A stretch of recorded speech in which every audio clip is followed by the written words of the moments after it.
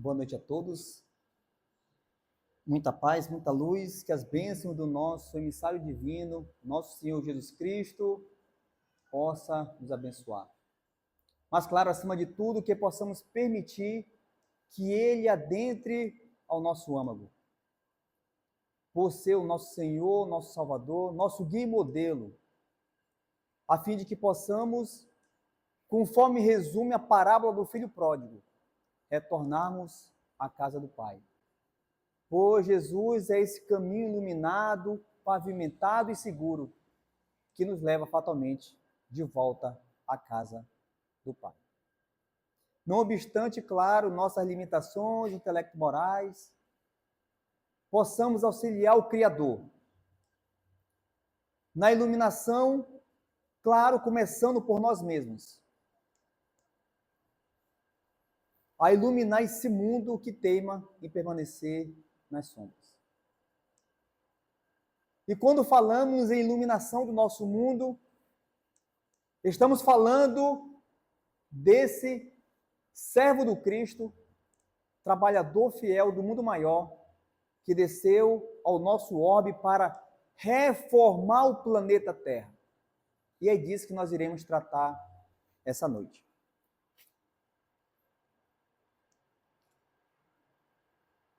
Mas para falarmos do nosso Allan Kardec, precisamos falar de Napoleão Bonaparte. Mas você indaga, o que tem a ver? Porque o fato da conexão de Napoleão Bonaparte com o nosso Allan Kardec demonstra um fato que passa muitas vezes despercebido pelos religiosos. Eu não estou falando nem de quem não é religioso, estou falando de quem é religioso. Um fato importante de que Jesus e o mundo maior não dormem. Tudo o que acontece em nosso orbe está sob a égide do olhar auspicioso, misericordioso e justo de nosso Senhor Jesus Cristo. O nosso diretor, o nosso governador espiritual da terra, ele não dorme. São palavras deles. Meu pai trabalha até hoje e eu também. Assim sendo, eis que Jesus, o governador do orbe, envia esse que deveria ser missionário da Europa, Napoleão Bonaparte. Napoleão tinha uma missão espiritual de reorganizar socialmente a França. E então Emmanuel descreve o caos. Em seu livro A Caminho da Luz, porque é o caminho para onde todos nós estamos destinados à luz, é um livro que resume a saga do habitante da Terra, e ele narra esse episódio de Napoleão Bonaparte, que ele deveria ter como grandiosa missão reorganizar socialmente a França. No entanto, a vaidade e a ambição lhe assombraram o mundo íntimo. A ação de Bonaparte, invadindo as searas alheias com o seu movimento de transformação e conquistas, fugindo à finalidade de missionário da reorganização do povo francês, compeliu o mundo espiritual a tomar enérgicas providências contra o seu despotismo e vaidade orgulhosa. Aproximava-se os tempos em que Jesus deveria enviar ao mundo o Consolador, de acordo com as suas auspiciosas promessas. Apelos ardentes são dirigidos ao Divino Mestre, pelos gênios tutelares dos povos terrestres. Assembleias numerosas se reúnem e confraternizam nos espaços, nas esferas mais próximas da Terra. Um dos mais lúcidos discípulos do Cristo baixa ao planeta, compenetrado na sua missão consoladora, e 2 meses antes de Napoleão Bonaparte sagrar-se imperador, obrigando o Papa Pio VII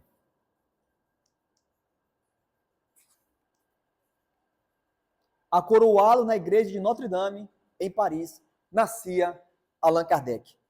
Aos 3 de outubro de 1804, com a sagrada missão de abrir o caminho ao Espiritismo.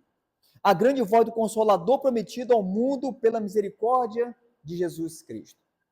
Da mesma forma em que João Batista, no deserto, preparou os caminhos do nosso Senhor, Allan Kardec prepararia o caminho para o Consolador prometido por nosso Senhor Jesus Cristo.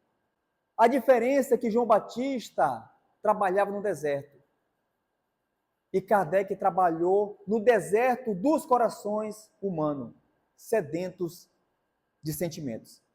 Eis então que Jesus, lá em João 14, promete Consolador. Mas que Consolador é esse, Emerson? É a promessa do Cristo.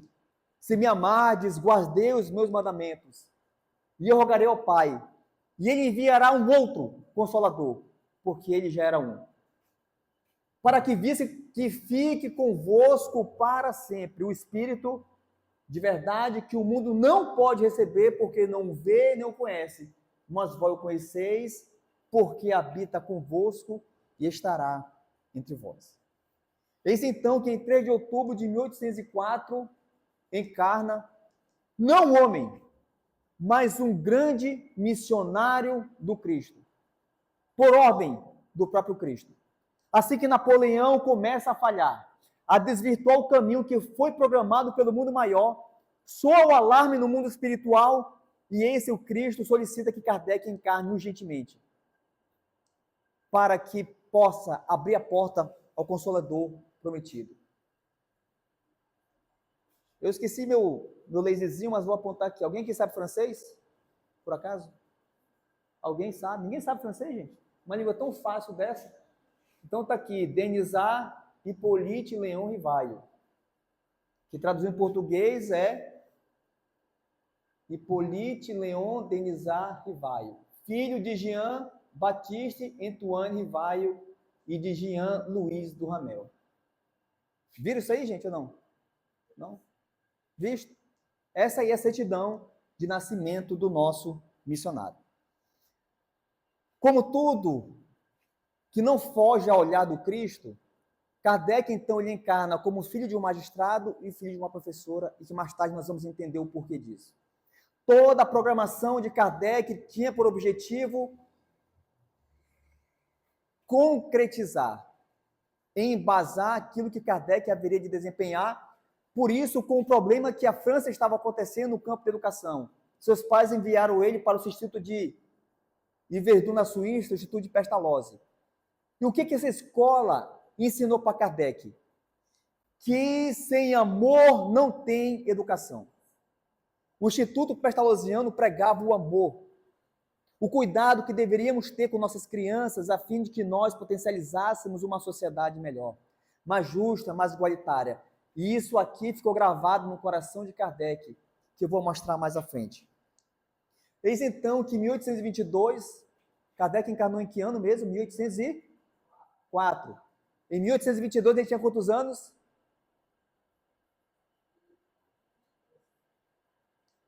18 anos.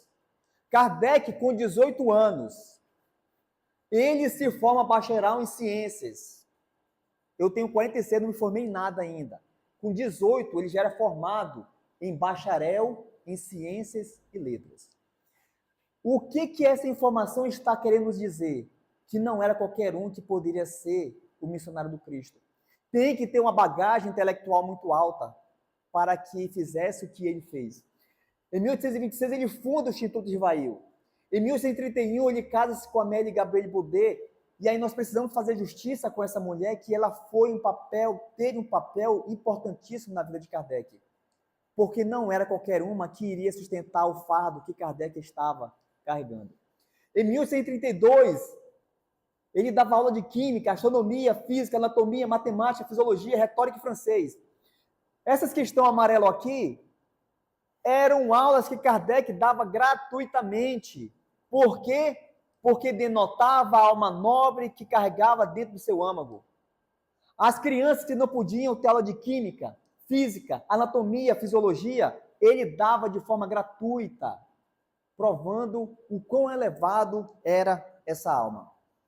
Ele, então, fez várias obras, e aí nossa intenção não é saber qual delas, mas a nossa intenção é para lembrarmos que estamos falando do século XIX, que não tinha computador, não tinha o Ctrl+C e o Ctrl+V, e ele publicou livros, tudo com o objetivo de melhorar como ensinar matemática, como ensinar português, como ensinar metodologia didática, onde ele tinha um amor à educação, de ensinar, de propiciar ao educando uma forma mais simples de se evoluir intelectualmente. Olha como nós estamos sacando quão grande foi esse homem. E em 54 ele ouve falar pela primeira vez das mesas girantes. O que eram as mesas girantes? Ou mesas dançantes? Eram fenômenos que estavam acontecendo em boa parte da Europa, onde as mesas se mexiam sozinhas, ou na visão humana, sozinhas. E então alguém, um amigo dele, chegou para ele e falou assim: professor Rivail, você está sabendo que existem mesas que se mexem sozinhas? Lembre que Kardec era altamente intelectualizado, conhecia as leis da natureza, sabia de física, química. Isso não chocou a atenção dele, por quê? Porque ele sabia que o magnetismo, a eletricidade poderiam fazer essas coisas. E ele, então, não se importou. Quando chega em 55, ou seja, um ano depois, alguém chega para ele e fala assim: professor Rivaio, você lembra das mesas que se mexiam? Ele falou: estou sabendo. Agora você fala com elas, elas respondem. E aí tocou no ponto de Kardec. Tanto é que existe uma frase que fala assim como Jesus era o amor encarnado, Chico Xavier era a humildade encarnada, Kardec era a razão encarnada. Isso tocou a atenção dele, por quê? Porque ele falou assim: não, peraí, mesas respondem? Ele não. A menos, palavra de Kardec, a menos que você prove que mesa tem músculo para agir e nervo para sentir, tudo isso aí é falácia. E ele, então, você está convidado a participar de uma sessão. Kardec, então, participa de uma sessão onde ele fica sabendo de leis. Ele começa a deslumbrar situações que a humanidade não conhecia, o mundo espiritual. Então ele descreve, na observância da comunicação do médium, que o espírito falava por intermédio qual?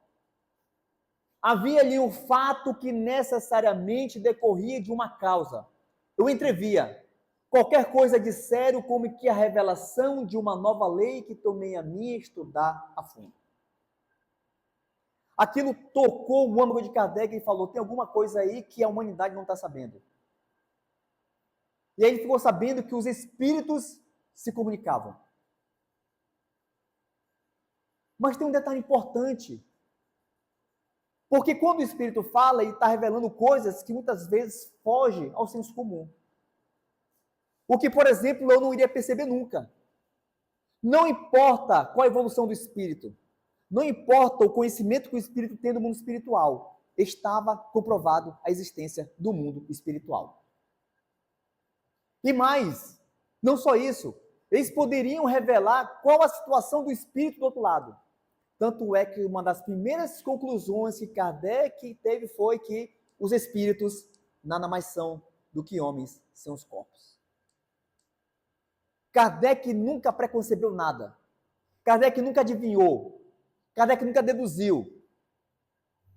Kardec, ele observava o que os espíritos informavam, juntou informações e dali tirava suas conclusões.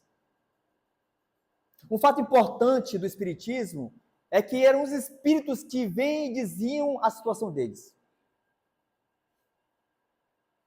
O que acontece com aquele ser que se suicida?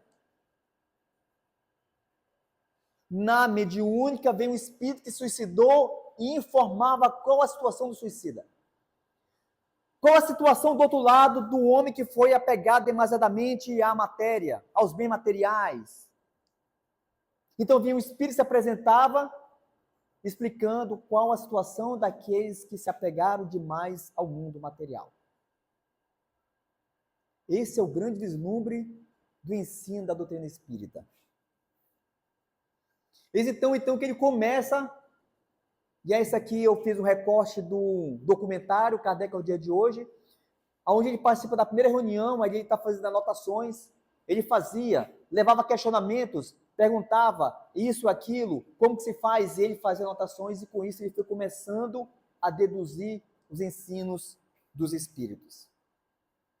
Quando vi que aquilo ganhava as proporções de uma doutrina, tive a ideia de publicar os ensinos recebidos para a instrução de todos. Que alma nobre! Ele se preocupou em trazer as verdades para que todos conhecessem. Ego, zero. Vaidade, zero. Egoísmo, zero. Que alma grandiosa foi Allan Kardec. Foram aquelas mesmas questões que, sucessivamente desenvolvidas e completadas, constituíram a base do Livro dos Espíritos. Os Espíritos informaram a ele: a missão dos reformadores é prene de escolhas e perigos, previno-te de que é rude a tua, porquanto se trata de abalar e transformar o mundo inteiro. Missão de Allan Kardec: abalar as estruturas, destruir os conceitos velhos e antigos que têm rebaixado o nosso mundo na ordem dos mundos habitados. Transformar, regenerar o mundo inteiro. Na Revista Espírita de 58, os espíritas anunciam que o espiritismo tem 4 fases. A primeira, o da curiosidade, mesas girantes. Chamou a atenção. Objetivo, chama a atenção de quem? Dos cientistas. Conseguiu? Conseguiu. Allan Kardec se apresentou. Kardec então desenvolve. Eis então que ela entra na sua segunda fase, que é de observação ou fase filosófica. A terceira, que é de admissão, quando o espiritismo passa a ocupar uma posição oficial nas nações. E a quarta fase, que é de influência sobre a ordem social, que há de mudar as estruturas do nosso mundo para o mundo melhor.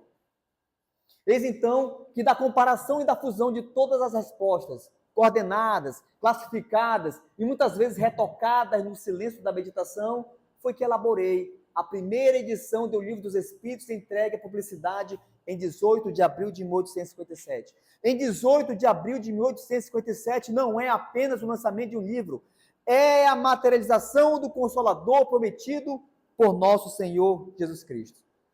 Eis então que nós não podemos deixar de lembrar o trabalho, porque Kardec não vivia a vida do Espiritismo.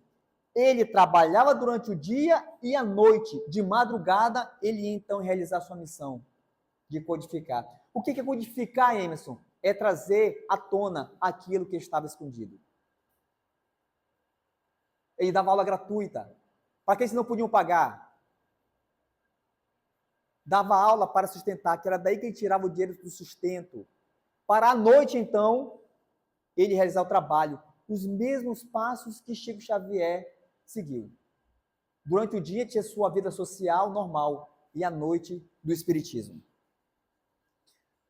Eis então que Kardec lança 13 edições, a primeira em 57 com 501 perguntas e 3 anos depois ele lança a segunda edição com a 1019, que é a que se encontra até hoje. No entanto, com várias o quê? Modificações, acréscimos, supressões, modificações feito pelo próprio Allan Kardec. Lembrando que naquele tempo não tinha Ctrl+C e Ctrl+V. Imagine o trabalho que você tem que trabalhar durante o dia e ter que fazer isso durante a noite e a madrugada. A pergunta é, qualquer um poderia fazer isso? Resposta, nós já sabemos. Eis então que ele lança o Livro dos Espíritos, e não só isso, ele desenvolve toda a parte. Em 59 ele lança o livro que é o Espiritismo, em 61 ele lança o livro dos Médiuns, em 64 ele lança o Evangelho segundo o Espiritismo, em 65 o Céu e o Inferno, e em 68 a Gênese, que são o destrinchamentos das 4 partes do Livro dos Espíritos, juntando a introdução e a conclusão. Lembrando que ele estava reformando o Livro dos Espíritos, lançando o Evangelho, fazendo segunda edição do livro tal, fazendo terceira edição do livro tal, tudo isso ao mesmo tempo. Por isso que ele deixa como bandeira Deus, Cristo e caridade. Porque o Espiritismo, como assevera, é a religião que parte diretamente do coração da criatura ao Criador. A bandeira que Kardec levantou é essa que todas as religiões precisavam levantar: Deus, Cristo e caridade. Tanto é que ele não falou que fora da igreja não há salvação, ele falou o quê? Fora da caridade não há salvação. E aí eu tirei esse trecho aqui do filme Kardec,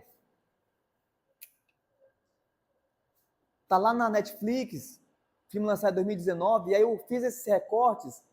Isso aqui são cartas, não sei se vocês estão percebendo, Kardec está aqui no meio, são cartas que ele recebia do mundo inteiro, e ele tinha que ler, tinha que responder. Imagine quanto tempo você precisa para responder uma carta de cunho filosófico. Perguntas, onde ele tinha que fazer uma carta, e essa carta com certeza não tinha 3, 5 linhas. Mandar para o Peru, mandar para o Chile, mandar para a Austrália. Todos os lugares do mundo ele recebia indagações com relação aos ensinos da doutrina espírita. Esse é outro trecho que a dona Gabriela do Baudet recebia do carteiro as cartas, para nós vermos a quantidade de cartas que o filme mostra. E aqui então está, imaginemos, a fadiga que Kardec tinha ao ter que concretizar o Consolador prometido por nosso Senhor Jesus Cristo. Em 31 de março de 69, então, desencarna o nosso Kardec. Estava finalizado a missão dele em nosso orbe. E ele deixou o quê? Deixou coisas que nenhuma outra filosofia havia ousado sequer comentar. Imortalidade da alma, a natureza dos espíritos e suas relações com os homens, as leis morais, a vida presente, a vida futura e o porvir da humanidade, segundo os ensinos dados por espíritos superiores, com o concurso de diversos médios recebidos e coordenados por Allan Kardec. E aí então está o túmulo no cemitério Père Lachaise, na França, e aqui então eles colocaram o monumento druida, por isso o nome Allan Kardec, porque foi um conselho que o Espírito deu para ele, porque ele tinha esse nome quando ele estava encarnado entre os druidas, na Idade Média, e por isso que ele adotou o pseudônimo de Allan Kardec. Mas por que ele adotou o pseudônimo de Allan Kardec? Porque ele queria que as pessoas lessem o conteúdo da doutrina espírita, não porque ele havia sido escrito, mas sim porque os espíritos haviam revelado. E aí ele adotou o pseudônimo porque ele já era um pedagogo, um professor bastante renomado. Ele queria que as pessoas adentrassem ao conhecimento do espiritismo por causa do conteúdo em si, não porque ele havia escrito. Humildade lá nas estrelas. Esse era Allan Kardec. E então escreveram aqui no monumento dele: nascer, morrer, renascer e progredir sem cessar, tal é a lei. Fundador da filosofia espírita, todo efeito tem uma causa, toda causa inteligente vem de uma causa inteligente. Esses são os dizeres que o próprio Kardec, na sua filosofia, fornecida pelos espíritos superiores, deixou cravado na humanidade. E eu vou passar um vídeo aqui, que foi um vídeo que foi feito em 2007, quando o lançamento do Livro dos Espíritos completou 150 anos. E aí eu termino minha palestra com esse vídeo.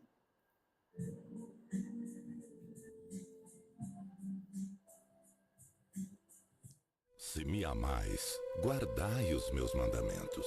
E eu rogarei ao Pai, e Ele vos dará outro Consolador, para que fique convosco para sempre.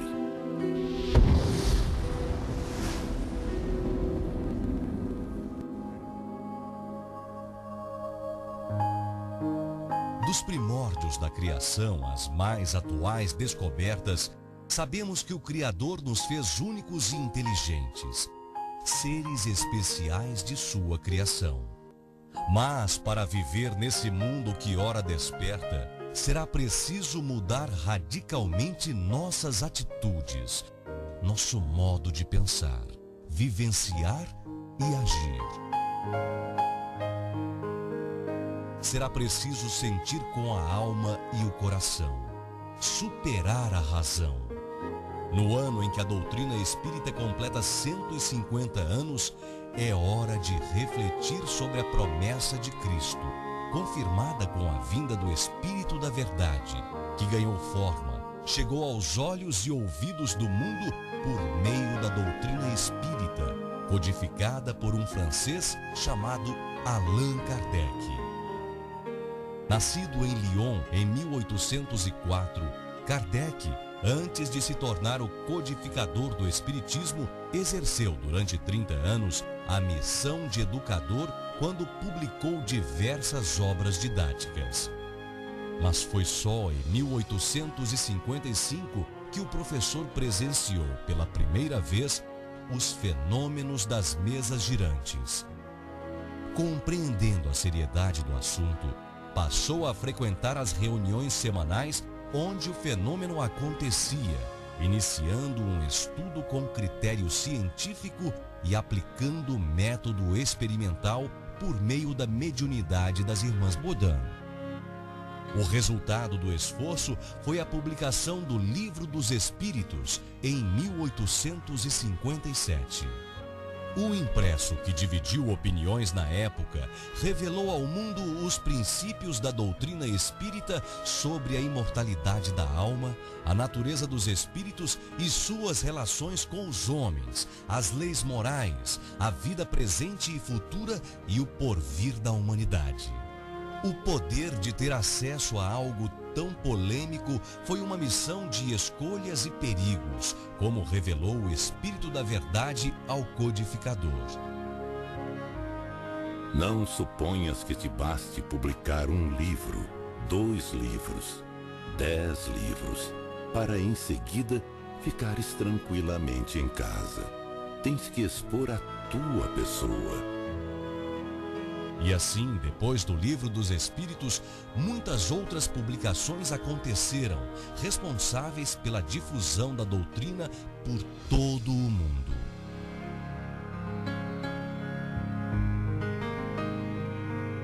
No Brasil, o primeiro centro espírita foi fundado em Salvador, na Bahia, em 1865, por Luiz Olímpio Teles de Menezes. Depois disso, vários nomes contribuíram para o crescimento da doutrina espírita brasileira. Joaquim Carlos Travassos, Adolfo Bezerra de Menezes, Augusto Elias da Silva, Eurípides Barzanufo, Caibá Schutel e, mais recentemente, Francisco Cândido Xavier, que com sua humildade e empatia moveu multidões que desejavam perceber o real significado da própria existência em busca de minimizar os sofrimentos terrenos.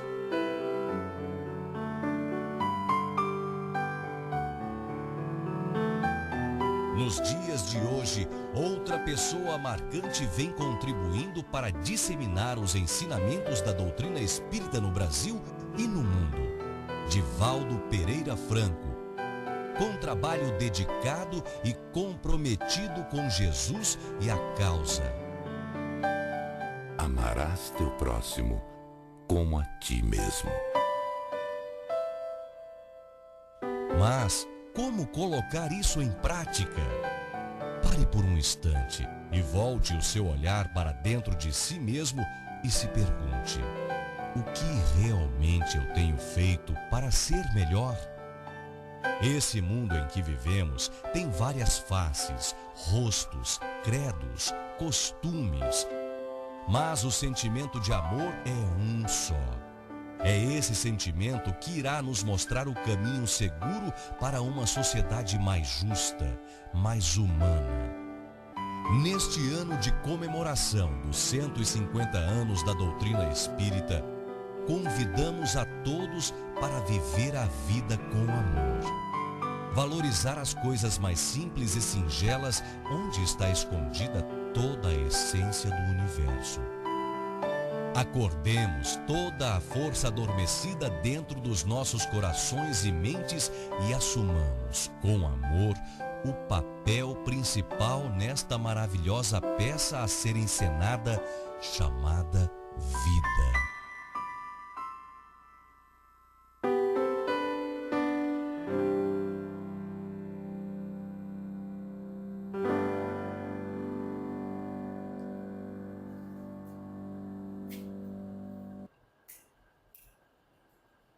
E com isso concluímos essa pequena e singela homenagem que nós fazemos a Allan Kardec, esse grande, importante missionário do Cristo, que trouxe, que materializou, pelo seu esforço, dedicação, renúncia, o Consolador prometido por nosso Senhor. Muito obrigado a todos Boa noite e que Jesus nos abençoe sempre e que assim seja.